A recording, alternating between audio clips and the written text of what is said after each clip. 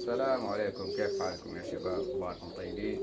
صورت لكم من قبل طريقة قلب الطيور بعد ما تيجي من المطير. مثلا جات الطيرة هذه عندي الساعة 11 الآن، جات قبل شوي الطيرة هذه من الزيرات. إذا جات عندك خليها ترتاح مثلا فوق الجال دقيقتين ثلاثة أربعة خمس الوقت اللي تبغاه. توريها المويه بتنزل تشرب مويه. بتجلس يعني دقيقة إلى دقيقتين تمسك الطيرة عشان تقلبها. في طرق كثيرة، يعني طريقة قلب الطيور تختلف من شخص لآخر يعني، لكن في طرق معروفة ويتفقون عليها الجميع. أول طريقة وهي السهلة عندي وعند كثير من الناس، اللي تمسك الطير بالشكل هذا، تمسك خشم الطير. شوف أول ما تسوي كذا بيطلع، أنت تزيد تضغط، خلاص كذا أمورها طيب إن شاء الله.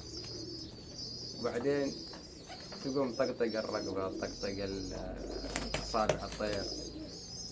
تمام.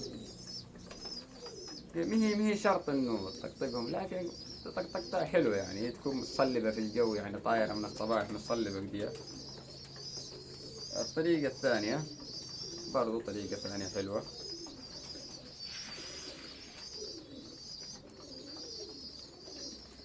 تمام. هي نفس الطريقة الأولى بس عن طريق الركبة. شوف تمسك الطيرة نفس المسكة هذه. شوف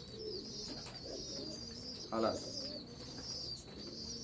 بيطلع كله. طريقة سهلة جدا. الطريقة الثالثة يستخدموها بعض الشباب، يقول لك عشان يعرف بس انه فيها حرارة ولا ما فيها حرارة. طريقة كل طريقة يعني أسهل من الثانية. الطريقة الثالثة اللي هي هذه حلو، لكن في ناس ما يحبوها. هذه الطريقة الثالثة عشان تعرف حرارة الطير وكيف الطير أموره طيبة ولا لا. والله يحفظك.